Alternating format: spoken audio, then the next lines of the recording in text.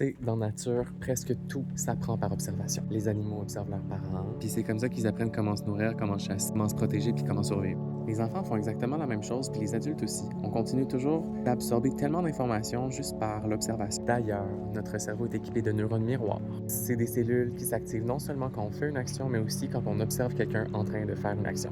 Donc on est comme en quelque sorte conçu pour apprendre les uns des autres en s'observant. Qu'on le veuille ou non, on a tous cette nature en nous qui veut enseigner, qui tend à vouloir transmettre, à vouloir guider, à vouloir inspirer d'une façon ou d'une autre. Et même si on n'est pas en train de chercher à transmettre quelque chose, on est en train de le faire juste parce qu'on est en train de donner l'exemple par le fait de ce qu'on est en train de faire ou d'être. On est tout le temps en train d'enseigner par l'exemple. Par nos paroles, par nos comportements, par nos habitudes, par nos façons d'entrer en relation avec les autres, par les façons qu'on traverse les différents défis de la vie, les différentes façons qu'on se traite soi-même. Et c'est une autre merveilleuse raison de rejoindre un parcours de 200 heures en yoga. Parce que s'inscrire à une formation en yoga, c'est pas juste apprendre à enseigner des postures, c'est aussi et surtout devenir plus conscient de ce qu'on transmet déjà au quotidien.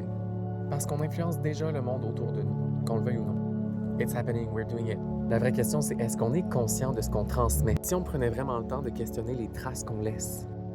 Donc, même si tu n'as pas l'intention d'enseigner le yoga, c'est un parcours qui va t'amener à prendre conscience de ce que tu transmets déjà dans la vie et peut-être mieux le faire ou le faire avec plus de conscience, plus de présence, le faire plus délibérément. Parce que c'est inévitable que de toute façon, tu vas continuer d'influencer naturellement tes enfants, tes collègues, tes amis, ta famille, juste par le fait qu'on s'inspire constamment les uns des autres. Alors pourquoi ne pas développer davantage de discernement? Pourquoi ne pas apprendre à devenir ce que tu veux voir grandir dans le monde? Parce qu'au fond, c'est pas en essayant de contrôler les autres qu'on va vraiment faire des transformations qui sont durables. La forme de leadership la plus puissante, c'est pas celle du contrôle, c'est celle qui passe par l'inspiration. Faut que ce soit inspirant. Puis la meilleure façon d'enseigner, c'est pas juste de donner des consignes puis donner des ordres, c'est aussi d'incarner ce que tu transmets. Puis pour ça, il faut le mettre en pratique.